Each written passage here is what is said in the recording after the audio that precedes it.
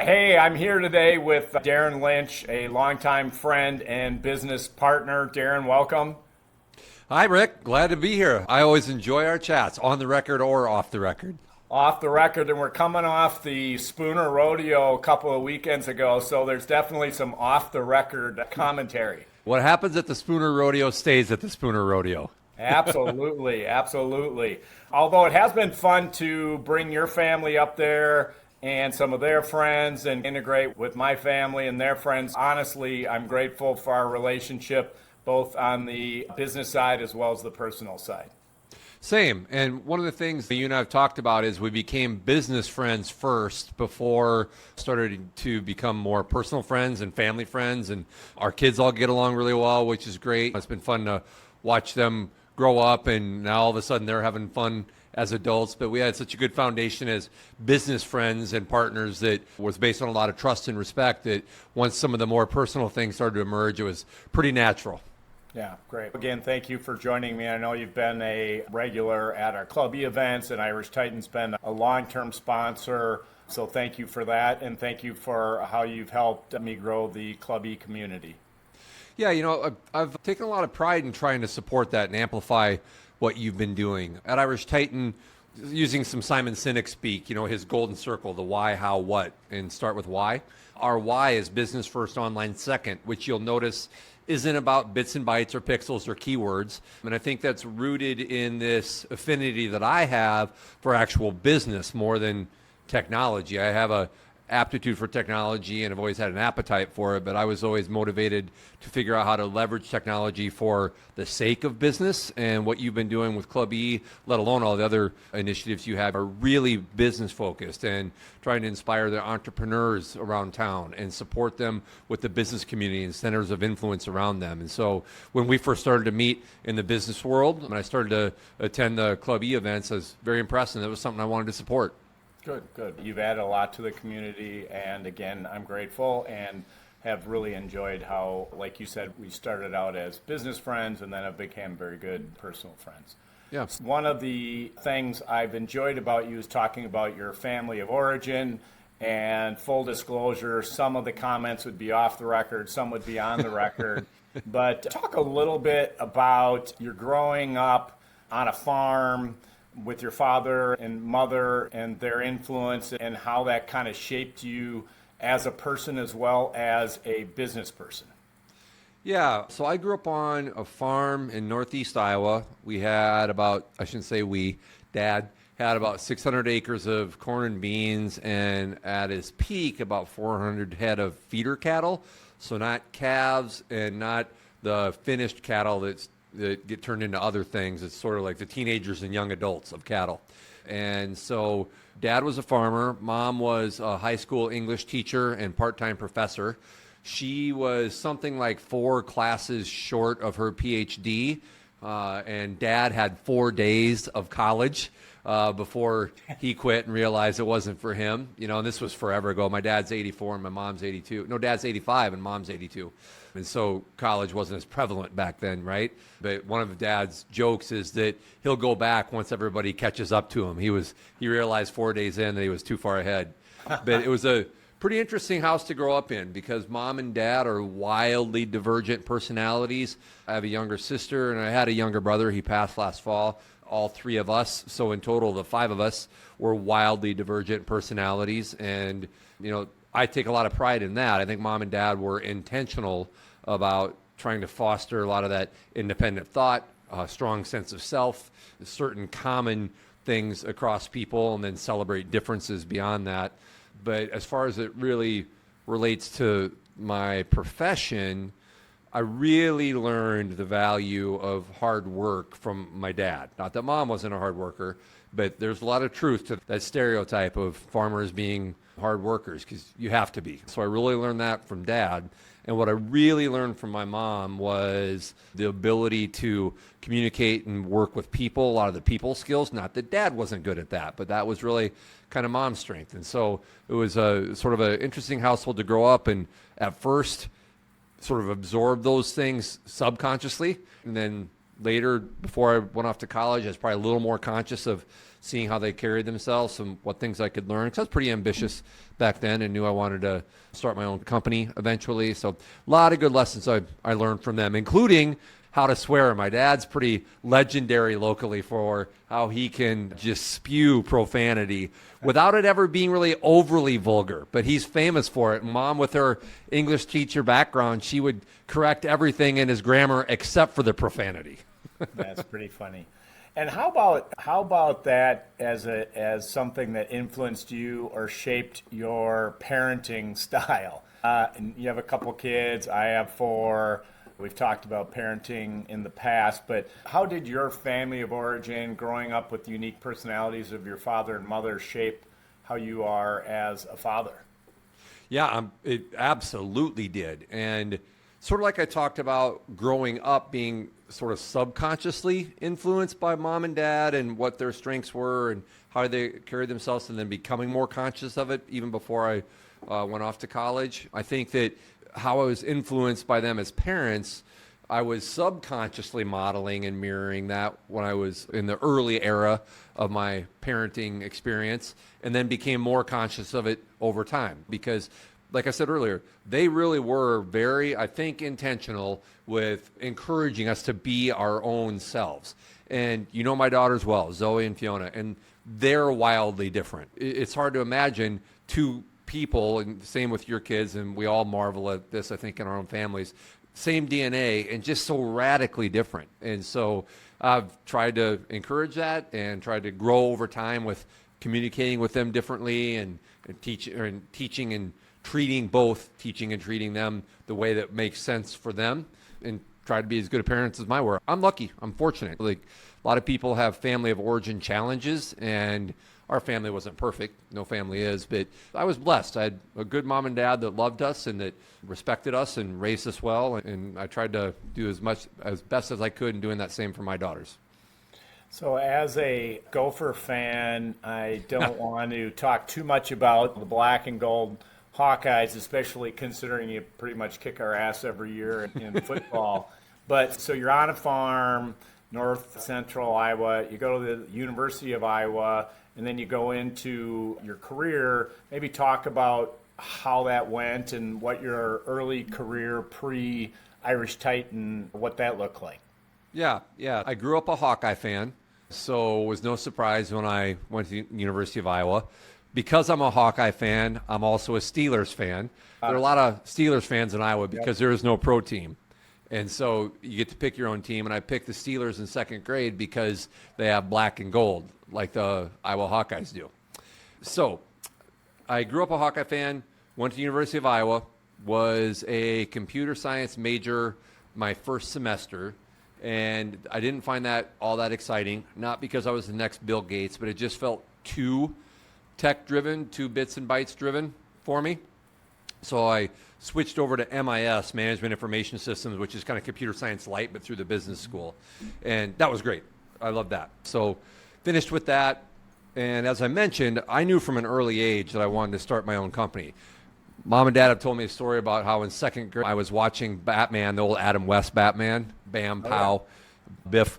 And I walk in the kitchen to get a glass of chocolate milk, and I said, when I grow up, I'm going to own my own company, and I'm going to have a bat pole. So I think it was pretty evident pretty early that I was destined to at least try to do my own thing. But my first job out of college was Principal Financial Group, where I was a CICS programmer, and I learned a lot of great things at Principal. I was there almost 5 years. Great bosses. The first boss I ever had there was the best boss I ever had. And he taught me a lot of great things around leadership and management, the distinction between the two, et cetera. But that set me down a technology path really rooted more on the people side of it and the business side of it, like leading people, understanding how to leverage technology for the sake of business. And so that set me down the path that ultimately led to me moving up here to the Twin Cities in 97. So by Sid Hartman standards, I'm still a Johnny-come-lately, but been here quite a while now and ran a Lawson software consulting company. That's when I started to get exposed to e-commerce. When we launched OfficeMax's very first e-commerce site way back in 1998, which I don't know how the hell we launched it. way back then. Now when I look back, it's still difficult today, let alone in 98. Then I went to Wilson's Leather, launched their e-commerce site. Second Swing Golf, launched their e-commerce site, was getting my MBA toward the end of those eras. And then that led to starting Irish Titan. And here we are today, 21 years later. And 21 years later with Irish Titan, you have a bat pole. Correct. So my second grade prediction turned out to be right. I own my own company and I have a bat pole right out there. You can't see it. You can see my shoulder pointing that direction. And we have a bat pole waiver, actually, too, that my attorney friend, it helps have your friends as attorneys, right? He got a kick out of having our waiver form be fashioned in a Batman flavor. All right, well, just to let everybody know out there, I have not had the courage to ride the bat pole. So I've always been a little nervous and kind of envisioned myself falling down. So it is there. I've seen it many, many times, and I'm sure if somebody called you up and wanted to give it a go, you'd let them, assuming they signed the waiver. Correct. Yes. Yeah. It is a pretty hefty ride down. It's like 34 feet, and so there are more people who are hesitant to do it than eager. But what I would say is the only way you would literally fall and hurt yourself is if you meant to, because human nature is absolutely to hold on to it, right? Like you have to consciously force yourself to let go. And so we've never had anybody hurt themselves from going down too fast or falling. We've had a number of people hurt themselves because they hold on to it too tight and they kind of burn their hands. All right. I'll take note of that when I decide to give it a go. All right, so let's shift gears from what led you to your career to now Irish Titan. You mentioned a couple of things about Irish Titan, but here's a chance to tell everybody out there a little bit more about Irish Titan and what you to do and what your sweet spot is.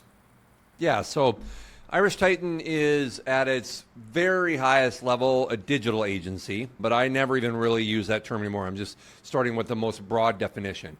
The way I describe us more generically, or more generally, I should say, is as an e-commerce agency because we really specialize in e-commerce. So we're an e-commerce agency, and more specifically than that, we build and grow e-commerce channels. And so that means that we're building e-commerce experiences like e-commerce websites, e-commerce sales channels on marketplaces like Walmart, Amazon, Etsy, etc. We have a growing practice in Shopify point of sale. So it's not even just websites that we're building e-commerce experiences, and we're growing those through e-commerce marketing strategies and activities, acquisition, conversion, retention strategies like email marketing, paid search, SEO, social marketing, etc. So that's what we do. We're industry agnostic, meaning we have a portfolio of clients across many, many industries, both B2C and B2B. We do all of our work with just our Titans. We call that our Titan-only model, meaning we don't use any contractors, freelancers, or offshore resources, and that is exceedingly rare in our space. And then the last thing I'll mention, we're closed only 2 days a year, St. Patrick's Day and the day after. All right. Well, those are two good days to be closed. And as we can see by your outfit and the green fur coat in the background, that there's a good reason for that. Yeah, we celebrate our Irish heritage here at Irish Titan. I like to joke that everything green's a write-off, that we're closed only 2 days a year, which we're not really closing those days, but I do get a chuckle when new employees, new Titans will read the handbook and they'll see that mentioned and they're like, are we really closed on St. Patrick's Day and the day after? Is everything green really a write-off? No, it's just good marketing slogans that I mentioned. Half the stuff I say like that, don't put a lot of stock in. It comes from the upbringing on the farm. True. Yep. And there is, you and I have talked about this a little bit, but there's some actual heart behind the Irish angle with Irish Titan too. My biological dad died when I was 2, and his last name was Lynch. I've retained his last name. So the dad that I was referring to earlier in our conversation is my adoptive dad. He adopted me when I was about 5, and he's been a fantastic dad. Obviously, I spoke with a lot of affection for him. But part of the reason I named Irish Titan like I did is because I was becoming more and more cognizant of my own family heritage. And I grew up close to my Lynch family too. So it's not imaginary. Like I grew up really close to my Lynch family who were very Irish and they celebrated it. But I think that there's some subconscious at the early stages of Irish Titan, there was some subconscious leaning into that, and then really have leaned into very visually and vocally the Irish heritage here. But underneath all the bluster, there's some heart to it. Absolutely. As is that culture, very heartfelt and authentic and loving and caring. Talk a little bit about the e-commerce community and trends from a macro kind of global perspective. What are 2 or 3 things that are going on that you find interesting right now? Actually, where I'll start is one thing. You and I have had a lot of talks over the years, both on the record and off the record. And I don't know if we've ever spoken about this, but the way you framed the question prompted something I'm going to share, and that is that in our industry, we on our side, the service provider and the technology side of things, refer to all of us collectively as the e-commerce ecosystem. And it's not like we invented the word, and it's not like we're the only place it can be applied, but it is the term that's used across the industry, not just by the insiders and the leaders, but by all of us. We all refer to ourselves collectively as the e-commerce ecosystem. And that's because of the abundance mentality that I think is prevalent in our space. A lot of industries, I think, have more of a scarcity mentality because they're fighting over finite resources, or if they lose a deal that someone else gets, that means that it's not theirs to have.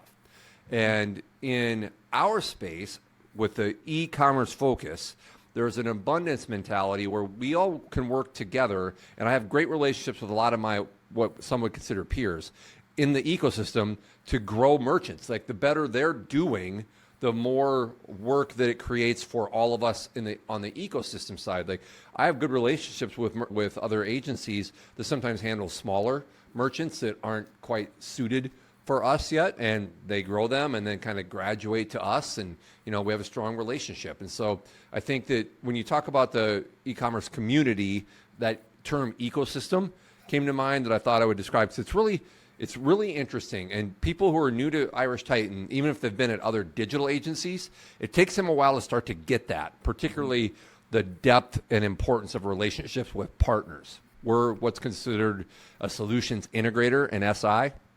And companies like Shopify, Magento, BigCommerce, ShipStation, Klaviyo, PayPal, they're what's considered the technology partners. And so that's how we work together to grow things. So that came to mind just because I think it's an interesting concept. And it's part of what draws me to this industry is that abundance mentality. Mm-hmm. I think that the e-commerce world is evolving pretty rapidly right now, like a lot of worlds are. We're definitely being impacted by AI, and both in what merchants are asking for and in the tools that we're using. I am not overly concerned with Irish Titan being eliminated by AI. And the reason for that is because I think we are in the early stages still of the commerce road. And I say commerce instead of e-commerce, because as long as consumers exist, commerce is going to exist. Whether that continues to take the shape of e-commerce, who knows? Because experiences will evolve. The way that consumers find product and purchase product, that's going to continue to evolve. But I think that merchants will always find value in people who can help them grow their businesses. So I think that we're rapidly evolving, but I continue to have a lot of optimism for our industry because of the different interactions that I think are starting to happen more in marketplaces, voice commerce, et cetera, and who knows what's going to happen tomorrow. I'm not a giant fan of the VR goggles, but they might continue to evolve to the point that they do become more adopted, and then consumers might be watching something or see something and say they want to buy that, and that would be our job to create that sort of experience. As you look back, say, because the world's evolving so fast, I originally was going to say 5 years, but 5 years is like dog years. That's eternities ago.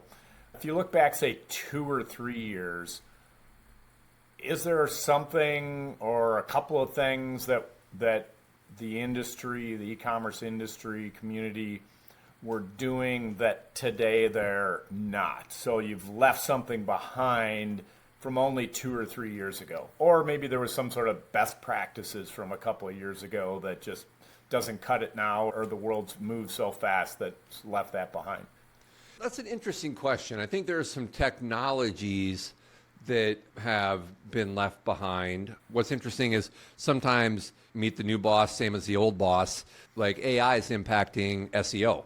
But a lot of what AI is driving is a bit of a return to what were some of the best practices in the old days of SEO. So there's cycles. I think that in years past, merchants focused a lot on building a site and keeping the lights on. And that was partially driven by the total cost of ownership that it took to get a site launched and keep the lights on. Now, to the credit of the technology partners and SIs like Irish Titan, it's still a significant investment to get a good, compelling, high-functioning e-commerce website up and running, but you should be able to enjoy allocating far less budget to keeping those lights on and be able to shift that to marketing activities to a much higher degree than in years past. So one thing that I think the merchants who are winning have done is recognize that and shift that time, talent, and treasure. Because they used to, unless you were a global brand or a national brand, like an Abercrombie and Fitch or a Nike or something like that, unless you were a brand like that, it was hard to launch a compelling e-commerce website that had good browsing experience, good checkout experience, good product presentation, all of that, and spend a lot of time, talent, and treasure, mental energy on email marketing and paid search and SEO to capitalize on all the marketing opportunity you might have. Now the merchants who are winning are the ones who've recognized that they should consider themselves responsible for investing that energy there because they don't have to spend as much on the site anymore. And how has your business shifted along those lines? If you think of a pie, 100% of the business a few years back, what part of your business was focused on keeping the lights on versus the kind of the marketing side? And then what does that look like today? I would say up to 2015, 2016, which is forever ago now, but up until then, our first 10, 11 years, 100% by all measures was really spent on building sites and keeping the lights on. And we built a healthy business doing that. A lot of my friends in the industry did. But I started to see the emergence of SaaS platforms like Shopify and like BigCommerce. And I'm not the only one that saw this, but I saw that these SaaS platforms were going to drive down the total cost of ownership and the time, talent, and treasure that was required to build and maintain these sites. So in 2016 was when I started to shift some of our time, talent, and treasure to offering marketing and strategy services. And I would say that about 2 years ago, which is when it really hit critical mass, which you could say, geez, if you started that in 2017 and it was 2022, 2023, where it hit critical mass, that's a long window. Well, that was a long window because this little thing called COVID came along and there was an explosion in e-commerce. And so I think our momentum on the marketing side didn't regress, but it sort of plateaued for a little while because there was so much re-platforming and site launch work going on. And then we shifted back a couple years ago. So we've tried to be in front. It's my job as the founder and person most responsible for what our future looks like to be as in front as possible of these trends. So that's why we've built out our marketing team, which we call Grow, because I said we build and grow e-commerce experiences. It's why we're building out a Shopify POS practice. We also have a security operations practice. It's more unofficial now. We don't have it on our site yet, but we're offering that to our clients because of all the fraud activities that sometimes people are facing. So we're offering that along with some additional things in our future. So we're in a fast-changing industry, which is great for me because I get bored easily. So every 3-ish years, not really our brand positioning, but our service offering is really forced to evolve. All right, so let's stick to that 3-year time frame. Look forward 3 years. What do you think is going to be left behind from the current e-commerce environment? What do you see as maybe the weakest link in the e-commerce world 3 years from now, we might be on to the next thing, or that's going to be de-emphasized? Yeah. So I have this concept called commerce anywhere that I believe pretty strongly in. And it speaks to the notion that I think merchants will want to do business and should expect to do business where their consumers are.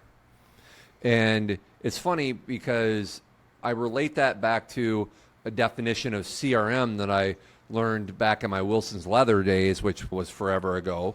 But the two things that most appealed to me at that stage in my career were e-commerce, that was the leading contender, but I was also really intrigued by CRM because I felt like that was a powerful way to grow a business. And I heard a guy one time at a conference describe CRM as doing business the way your customers want you to. I'm like, that's a great definition.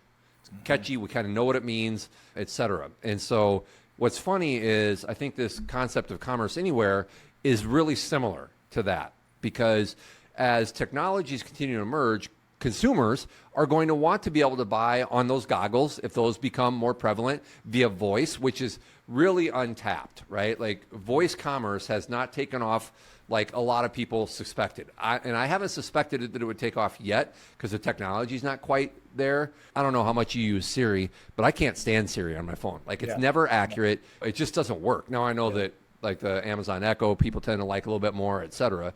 But when voice becomes more refined, which AI will help, and I don't know how much we'll talk about AI, but AI can mean a lot of different things to a lot of different people. But that machine learning, human learning arm of AI will help with that.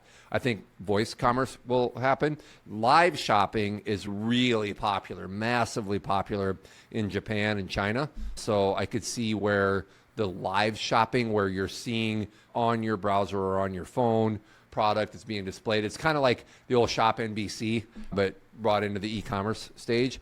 I'm not sure which of those are going to emerge, maybe all of them, but what I do believe deeply in is that concept of commerce anywhere. I think branded sites like Nike.com, IrishTitan.com, if we were a merchant, HammerMade.com, Evereve.com, to name check two local ones.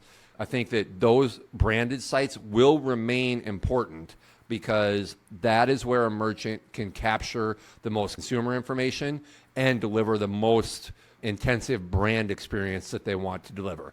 Marketplaces like Amazon and Walmart, they don't always share all that information. They're not going to let you deliver the brand experience you want. Still really valuable, especially for a certain subset of products. Then there's social commerce and a lot of different places, but this commerce anywhere concept is one I'm pretty passionate about. You introduced AI, you brought it up just in passing a couple times here in our conversation. Why don't you tell us a little bit about how you see that influencing e-commerce world right now and where you see that going as you look forward? Yeah, I think that some of my perspective there is probably shaped by growing up on a farm, which tends to be a practical sort of environment. My dad's very practical. Yeah, I'm sure it's shaped by that, along with some of my just natural nature.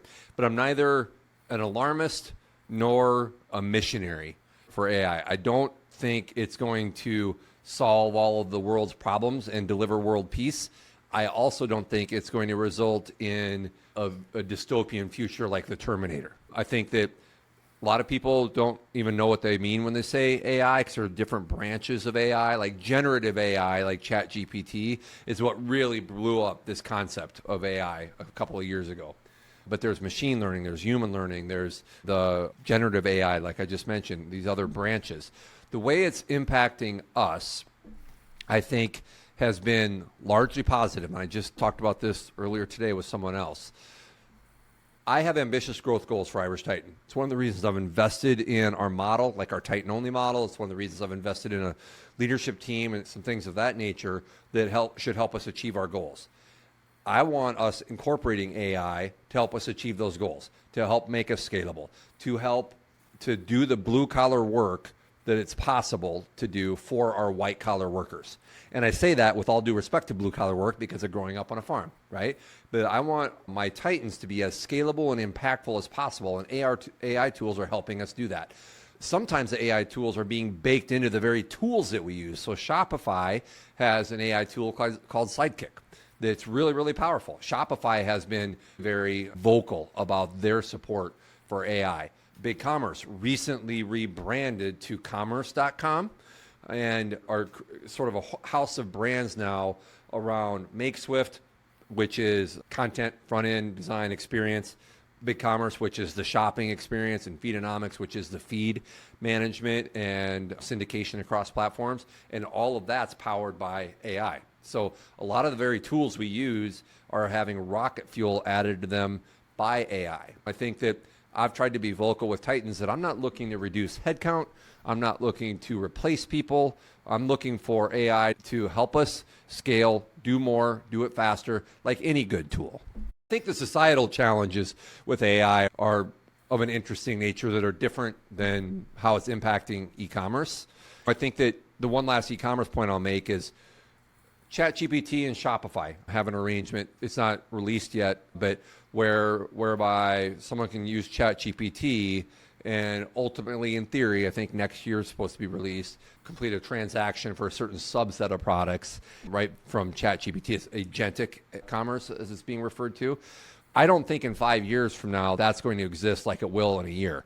Will it shape the commerce anywhere experience? Yes, for sure. So that agentic commerce, I think, is really going to take shape over time and impact all those different touch points. Mm-hmm. I think the societal impact is more interesting and more damaging, at least in the short term. And I think the reason is because AI is changing at such a rapid pace. That's the distinction between AI and other advancements. When we stopped paving roads by hand and started using machines, that took place over years and years. And I just got done watching 1923, a prequel to Yellowstone. And yeah, I love that. Like, there were cars, right? And horses at the same time. That took, I think that villain said in 10 years, 30% of people are going to have cars. In 10 years. AI is unfolding in light year speed every 10 days. And I don't think societally and from a government perspective and culturally, et cetera, we're equipped to navigate that as fast as AI is unfolding. All right, so let's pull the thread, the 1923 thread, which I love that series. Did you watch 1889? Not yet. We're working backwards. Okay, I jumped from the Yellowstone to 1889 and then forward to 1923. Anyway, pulling on that thread, that family had a vision for how they wanted to live, and it was different than most people in society, and they did their own thing, in some ways paid a significant price for that, but also achieved certain heights that they wouldn't have otherwise. So in the investment world, one of the things I've tried to do is to do my own thing and follow what I think is right and my own strategy. And for me, it would be summed up in a couple of different things. And maybe first and foremost is a smaller number of portfolio companies with a lot of high touch, high impact effort on my part to add value.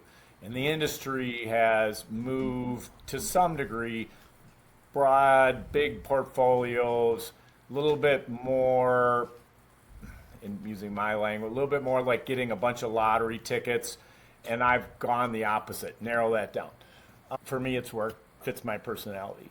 How is Irish Titan doing things that is fitting to your personality and how you want to do things versus maybe the conventional wisdom for other people in the industry or other ways to run companies like yours?